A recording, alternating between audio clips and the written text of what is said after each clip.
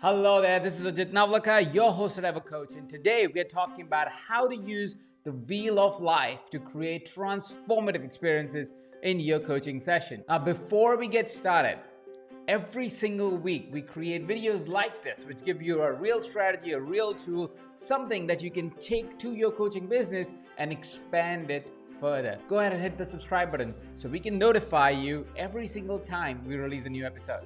Now, without further ado, let's roll it.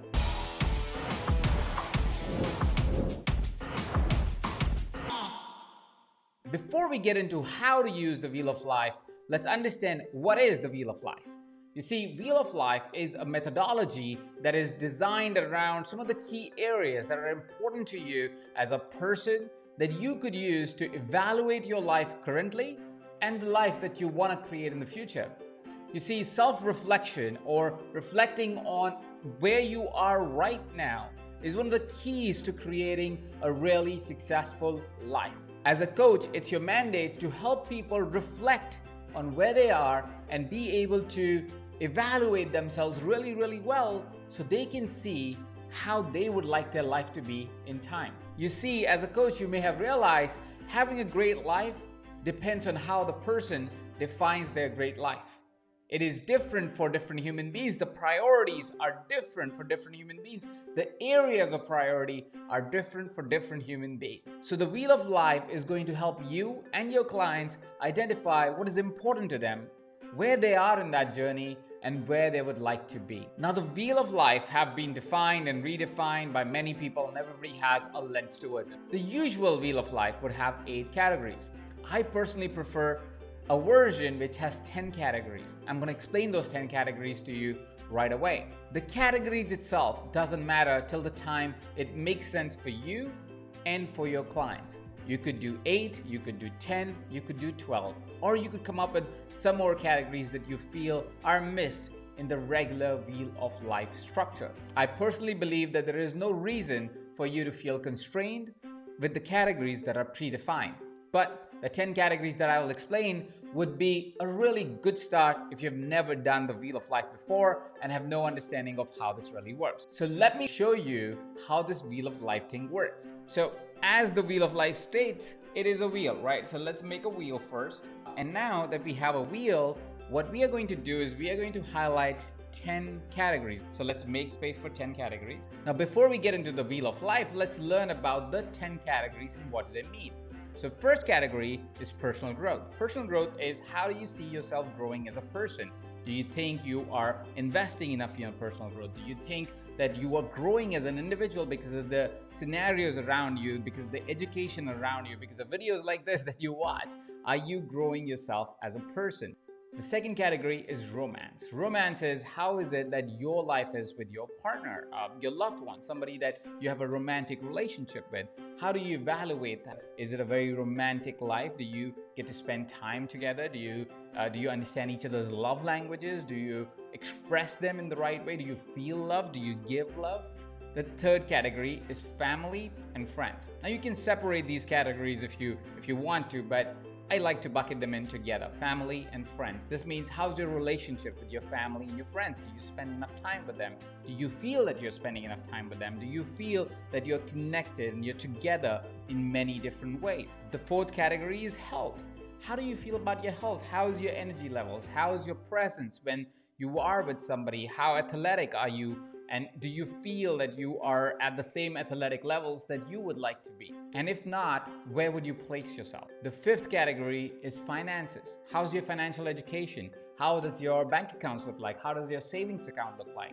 How's your financial health? And where do you see yourself financially in a few years? Or how do you see yourself based on what you always thought your financial health will be right now at this stage of your life? Then comes business and career.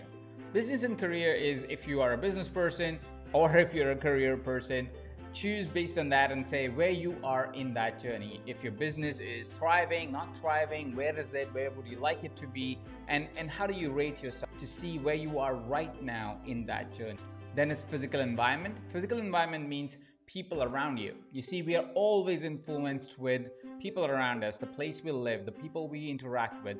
And if there's not a good setting of our physical environment, we are not going to feel nourished. And that is why having a great physical environment is vitally important. So ask yourself the question, how is my physical environment? Is it set up for my growth? Is it set up for my success? If you can't influence a larger physical environment, ask yourself for your room.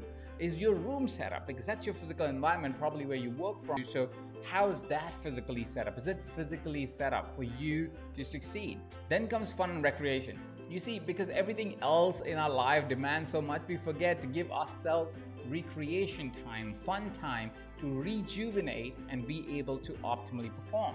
So ask yourself, how are you rating yourself on a scale of 1 to 10 on where you are in the fun levels that you have in life, the recreation levels that you have in your life?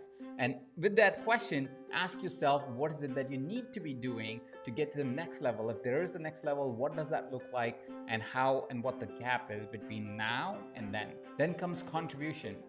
We as human beings love giving value to the world, adding value to people around us. It makes us tremendously happy, grateful, and joyous from within. So ask yourself, how are you contributing to the world? It could be by financial means, it could be with your time, it could be with your energy, it could be just immediately to the people that you influence, or at a larger context of society. And lastly is spirituality. This is a tricky one. Everybody defines it differently. You could be a religious or non-religious person, but there is some sense of spirituality that you would have. So where is it? What are those spiritual practices? How do you find yourself aligned to a grander purpose or not aligned to a grander purpose? How do you feel your connection with the universe and the oneness of all of us as humanity?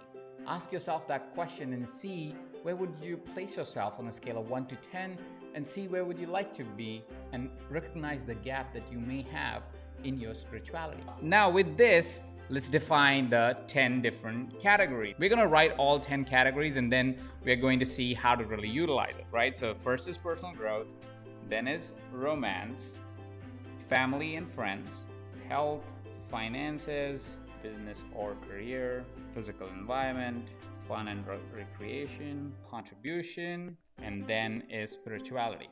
Let's make sure that we get them to actually evaluate what is the priority level of each of these categories. So say they say romance is number 1 for them, say business is number 2, their physical environment is number 3, fun and recreation is 4, say finances is 5, health is 6, 7th is family and friends, 8th is personal growth, 9th is contribution, 10th is their spirituality.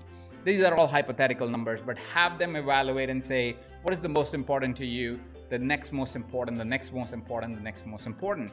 Now that you have identified what is more important to them in category wise, what you do is then you say, all right, let's evaluate on a scale of 1 to 10, where are you in romance? Let's say they say, well, my current romantic life is maybe about a 5 or a 7. And you say, okay, this is a 7, and they would like to be at a 9. So the gap that we have here is about 2, which means there's some work that needs to be done. It's not a lot of work that needs to be done, but some work that needs to be done. Let's go for another priority. Let's say they have number 2, they said business and career, and they say, well, they're only doing a 1 or a 2 in this category. Now, if they are saying it's 2, and they would like it to be, of course, at 9 or 7 or something like that, this is a big gap. This also means there's a possibility that you may have to do a lot more work on business and career with this person's pain and evaluation versus, say, romance or their romantic life. Now, you want to repeat this exercise as much as possible for each of the categories that they are working on. And because of that, what would happen is there are certain categories that would be doing really well versus the others where they may need a lot more work required. Now, because of the priority level of different categories and the number that they've given to them in those categories, you will be able to go, which are the categories that I need to work on first? Which are the categories that I need to work on after?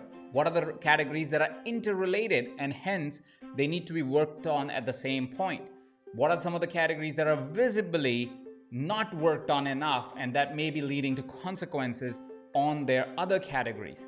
This gives you a really good holistic view of where your client may be at and what needs to be done to have them make progress. What is priority, what is important, and where the gap is so large, it is making them dissatisfied with their life overall.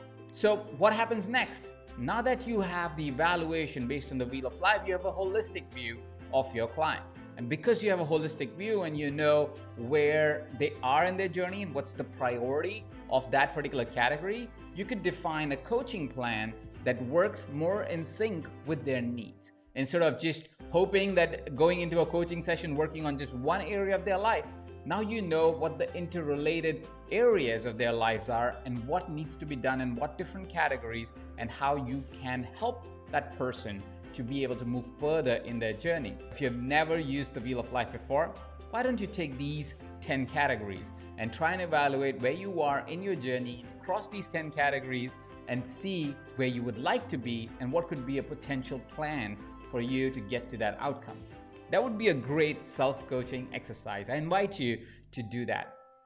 Also, in the comment section below, what I would love to know is how you would use the Wheel of Life in your coaching sessions. How would we utilize this amazing, simple evaluation tool to create massive outcomes for our client? Thank you so much for watching. If you loved what we talked about today, go ahead and hit the subscribe button. Hit the like button so we know you love and appreciate videos like this. Share with me in the comment section, how are you going to use the Wheel of Life? And go ahead and share this video with someone that you feel can use the Wheel of Life in their coaching practice or in life. Thank you so much for watching. This is Ajit Navlaka. I'll see you next week.